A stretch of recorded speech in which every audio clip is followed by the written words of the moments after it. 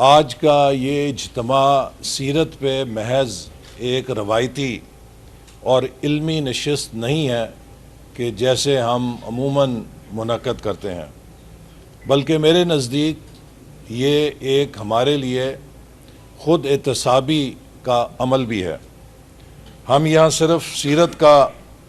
تذکرہ کرنے اکٹھے نہیں ہوئے، بلکہ یہ طے کرنے آئے ہیں کہ سیرت کو قومی تعمیر نو کے سفر میں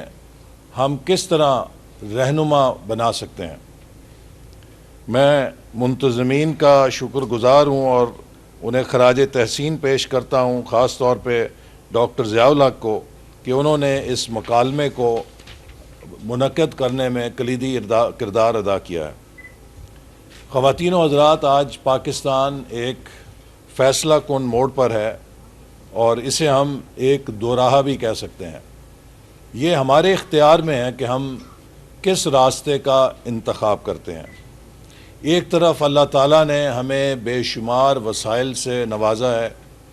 نوجوان آبادی ہے جو کہ فیوچر میں ایک بہت بڑا اثاثہ ثابت ہو سکتی ہے، جو بے پناہ انسانی صلاحیت اور قابلیت سے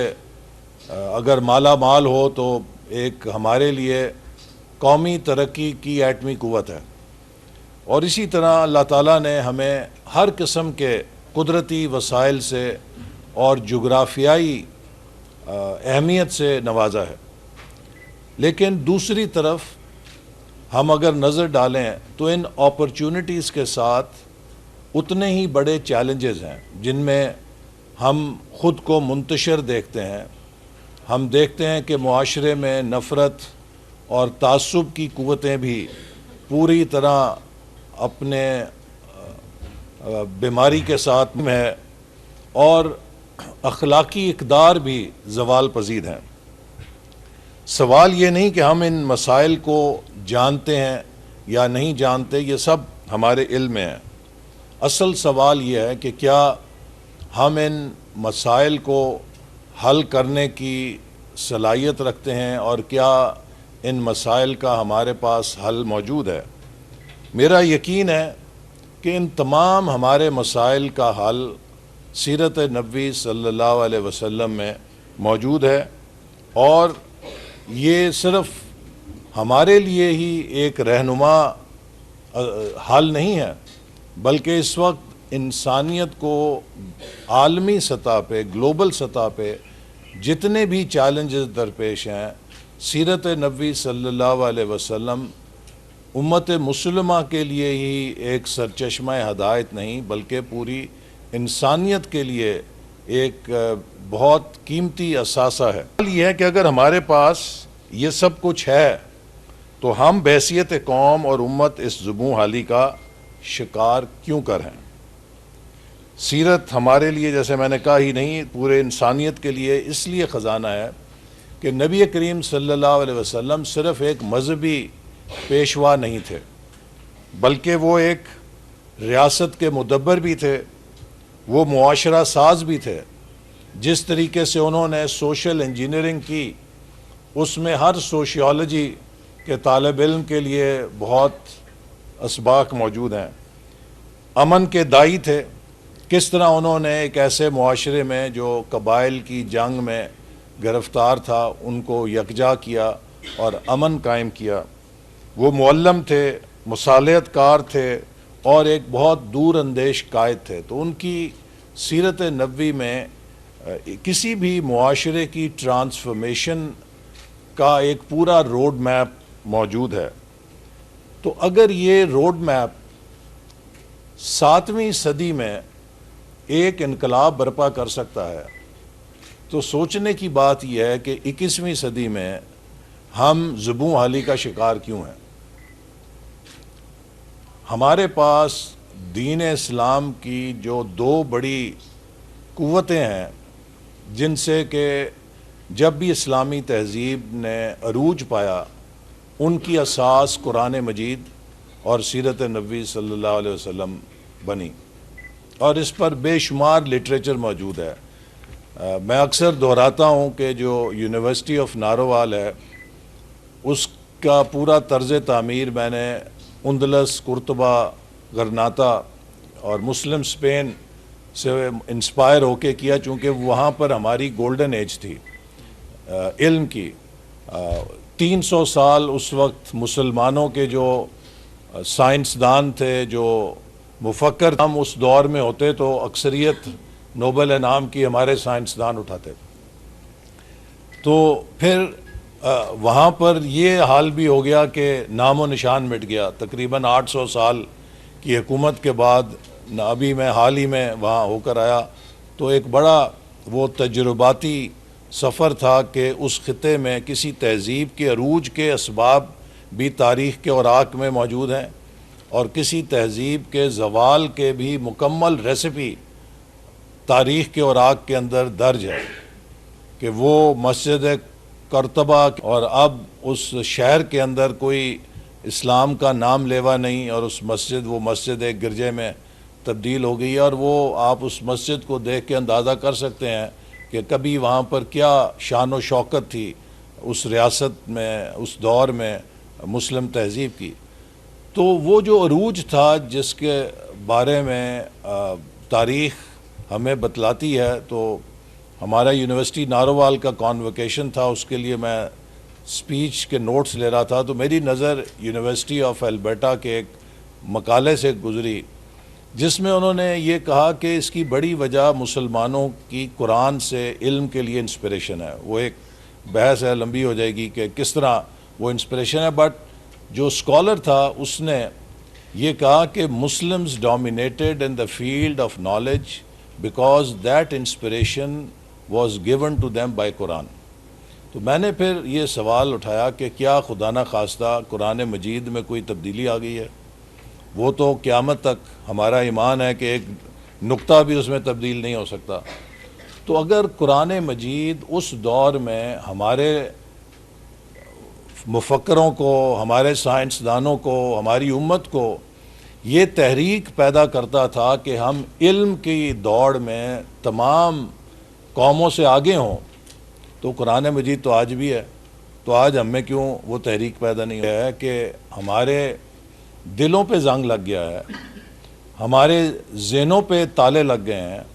اور ہماری آنکھوں پہ پردے پڑ گئے ہیں، چونکہ قرآن مجید نے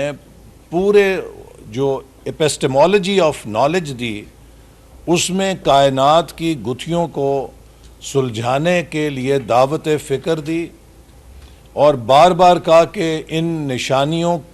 کو دیکھو اور ان کے لیے عقل استعمال کرو۔ ان میں نشانیوں میں سبق ہے بصارت والوں کے لیے اور عقل والوں کے لیے۔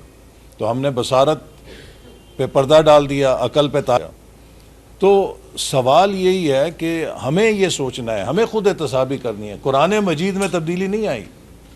سیرت نبوی میں کوئی تبدیلی نہیں آئی، کہ اگر قرآن مجید اور سیرت نبوی سے انسپائر ہو کے 7ویں صدی میں ایک اتنا بڑا انقلاب کہ جو مراکش سے لے کر انڈونیشیا تک پھیل گیا، اتنی بڑی سماجی تبدیلی پیدا ہو سکتی تھی، تو آج کیا وجہ ہے کہ وہی قرآن مجید ہمارے پاس ہے اور وہی سیرت نبوی صلی اللہ علیہ وسلم ہمارے پاس ہے، اور ہم مسلسل زبوں حالی کا شکار ہیں؟ یہ وہ خود احتسابی ہے، اور یہ وہ لمحہ فکریہ ہے کہ جس پر ہمیں غور و فکر کرنا ہے۔ اسی طرح قرآن مجید نے ہمیں بتایا کہ نبی کریم صلی اللہ علیہ وسلم کامل اخلاق تھے، اور یہ صرف تعریف نہیں بلکہ ایک معیار تھا کہ وہ عدل میں کامل تھے، امانت میں کامل تھے، حلم میں کامل تھے، رحمت میں کامل تھے، عہد کی پاسداری میں کامل تھے۔ تو ہم سب جو نبی کریم صلی اللہ علیہ وسلم سے نسبت کا دعویٰ کرتے ہیں اور بڑے بڑے نعرے مارتے ہیں، سڑکوں پہ آ کے ایجیٹیشن کرتے ہیں، تو جب آپ کے اخلاق ایک پیمانہ ہے تو کبھی ہم اپنے اخلاق کو اس پیمانے سے ماپنے کی کوشش کرتے ہیں کہ ہم ان اوصاف کے ساتھ کتنے جڑے ہوئے ہیں؟ کیا نبی پاک صلی اللہ علیہ وسلم سے محبت کا یہی تقاضا ہے کہ لاؤڈ سپیکر کو اپنی قوت خطابت سے توڑ دیا جائے مکے مار کے؟ کیا اس کا یہی تقاضا ہے کہ صرف سڑکوں پر لوگوں کو لا کر اور ان سے ڈنڈے سوٹے چلوائے جائیں؟ یا اصل تقاضا اس سیرت نبوی صلی اللہ علیہ وسلم کا یہ ہے کہ کردار کے اندر وہ تبدیلی پیدا کی جائے کہ جس تبدیلی سے آپ نے ایک انقلاب کی بنیاد رکھی اور جو اس امت کا مشن ہے ہم اس کو کما حقہ ادا کر سکیں۔ تو اسی لیے میں یہ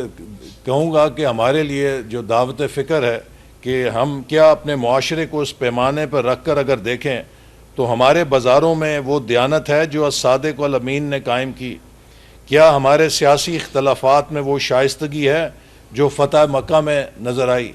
کیا ہمارے اداروں میں وہ امانت ہے جو مدینہ کی ریاست کا وصف تھی؟ اگر جواب کمزور ہے تو ہمیں تسلیم کرنا ہوگا کہ ہمارا معاشرہ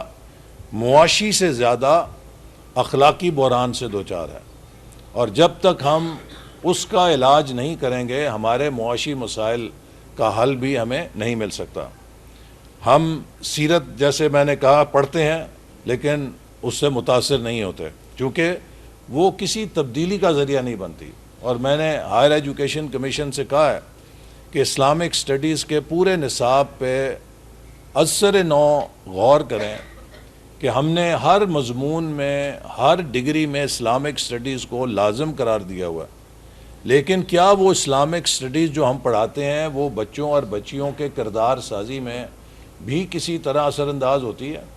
کیا کوئی ایسا یونیورسٹی کا گریجویٹ ہے جو یہ کہتا ہے کہ میں نے جو اسلامک سٹڈیز کا کورس پڑھا اس سے میری زندگی میں تبدیلی آ گئی، میں نے یہ اسلامک سٹڈیز کا کورس پڑھا اس کے نتیجے میں نے نشہ چھوڑ دیا،